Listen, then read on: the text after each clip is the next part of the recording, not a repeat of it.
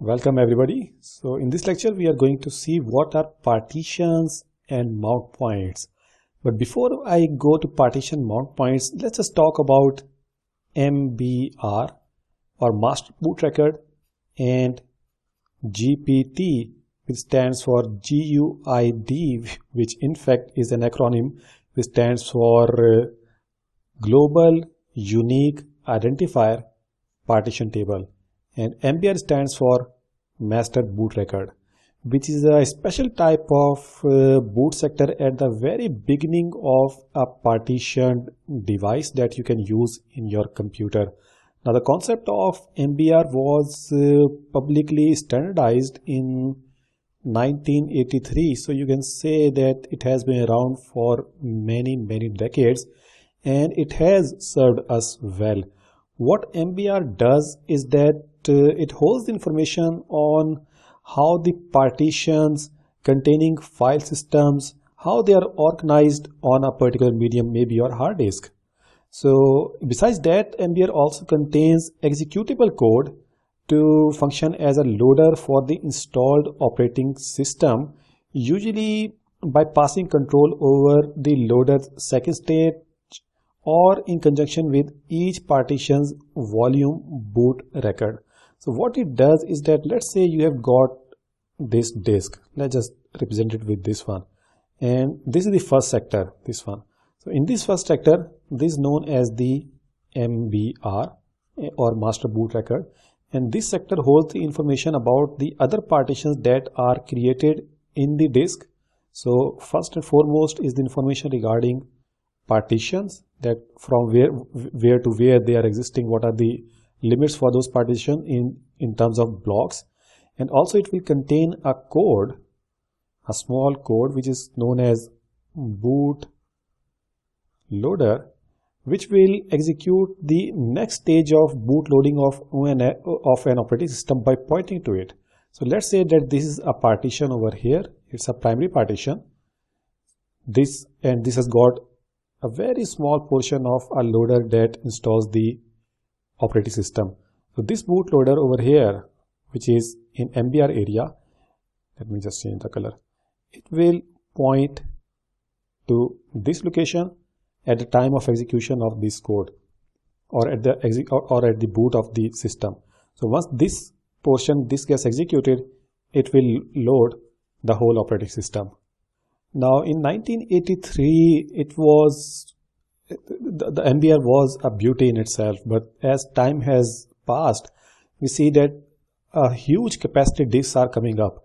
So a limitation of MBR is that if we have got a disk of more than 2 TB is not terabyte, is TIBI, so small I is there, 2 TB, then MBR fails to address that locations, and the reason is that the address space in MBR sector is 2 to the power 32 or 32 bits in total. So the total combinations that we can get are around 4.2 billion, and each bit can be allocate or can be used to address a block of 512 bytes. So if we do a math of this, multiplying this with this, we get around 2.199 TB. So that's the maximum addressable space that can be used using MBR. If we have got larger disks like maybe 3 TB or maybe more than that, then using MBR makes it inefficient because it can only address the first 2 TB blocks. And other limitation with MBR is that it is always placed in the first boot sector of the disk or the first block of the disk. So if by virtue of any bad luck this gets corrupted or damaged, your whole data can now not be readable. So the whole disk kind of, you say, it becomes garbage. So that's a very big limitation and a security risk and a service risk as well, as far as MBR functionality is concerned. And other thing that I need to mention here is that MBR is supported by BIOS, which is basic input output operating system, which is the very basic firmware that interacts with the hardware and then shift the control to the MBR when your program gets executed. And BIOS has been around since ages, but now it is also being replaced by a better version to control hardware, which is in fact Intel specific, but other industry is also using it. And Intel specific is EFI, which is Extensible Firmware Interface, and it is also called as UEFI or Universal Extensible Firmware Interface. The partition table that makes use of this UEFI is called as GPT. MBR makes use of BIOS, but GPT by default makes use of UEFI. UEFI does support MBR, but then we need to put UEFI in legacy mode. Likewise, we can also use GPT in BIOS, but if we are to use GPT, then this whole GPT partitions, which could be more than 4, as I talked about that MBR supports 4 partitions, but GPT can support way more than that. In fact, by default it supports 128, but we can extend this number to even higher values. So if we are to use GPT with BIOS, then BIOS considers that GPT is one MBR partition and not many partitions in there. But once control is passed from BIOS to GPT loaders, then GPT has got special boot sectors in it, which then controls the other partitions in there. So besides getting a larger address space, we can use way much higher hard disks as compared to the limitation that we had seen over here. We can put in petabyte hard disk and we can access them using GPT or GUID partition table. And not only that, it can address larger spaced hard disk. We can create more partitions, but also another benefit of GPT is that in case of MBR, the boot sector is placed at the very first block of the disk. But in case of GPT, multiple copies of the partition table is placed around the disk so that there is minimum risk of damaging that particular sector. And not only that, but GPT has also got this functionality where it can automatically recover if a partition, if a GPT gets corrupted. So it can recover its data or its information from the other GPT space that is available on the disk. But do remember that not every system supports GPT, so you have to look at your system specification that whether GUID partitioning table system is supported or not. Rest assured that GPT is taking aggressively this MBR, and soon we'll see the MBR as a thing of the past. Now you might be wondering, or you might ask yourself that what is the reason or what is the logic behind partitions? Now let me clear this slide and come to that point. So let's say that you have got this box here and this is your PC and you have connected it with an LCD or LED, and this box over here, it has got a high performance hard disk which is like this one. So what you can do normally is that if you put an operating system in here in the disk and you do not do any partition, and within that disk you place the operating system and your personal data or your official data or whatever it is, important things are in there.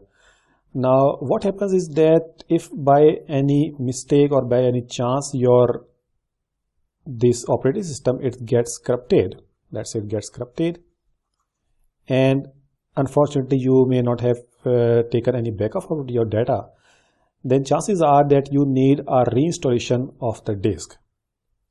Now if you do a reinstallation of the disk for installing the operating system, then what it will do is that it will first format the disk before you can put any operating system on top of that.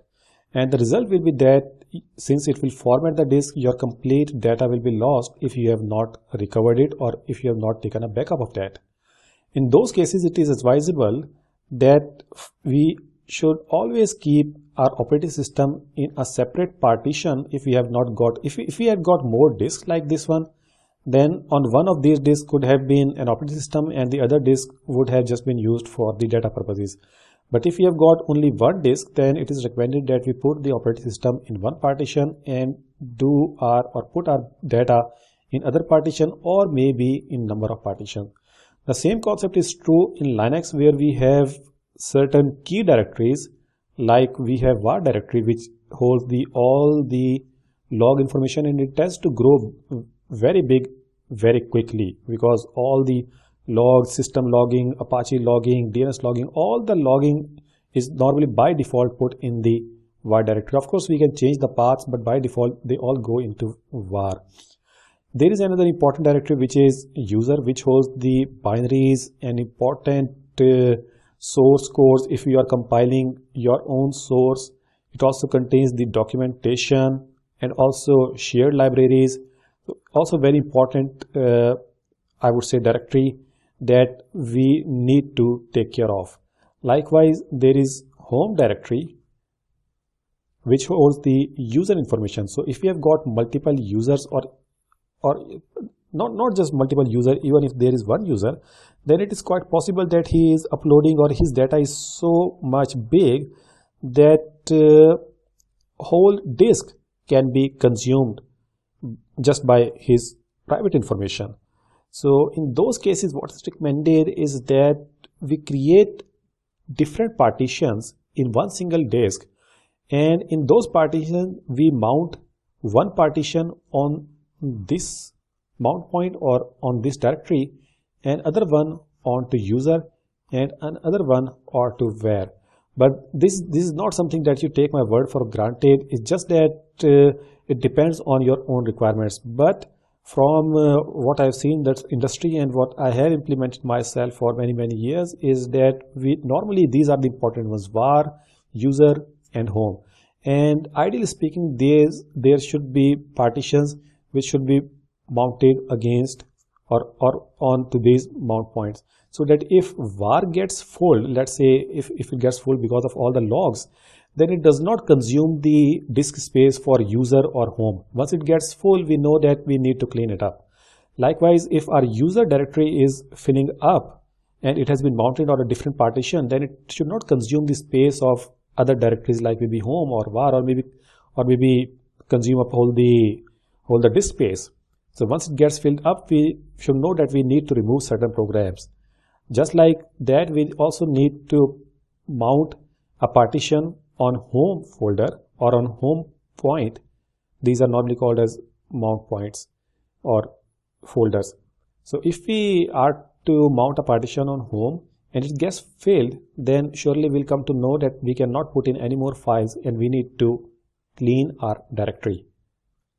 All of these mount points or partitions, they are, if we are talking about Linux, they will be holding some kind of file system, like maybe extended 2 or extended 3 maybe file system.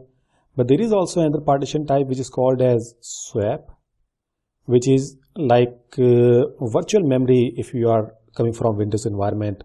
So its purpose is to help the RAM. If your RAM gets filled up, then the system starts to put files in the swap and then retrieve them from there, so that it does not have to interact. Of course, this is also placed on the disk, but the read-write frequency on swap partition is much faster as compared to the disk itself.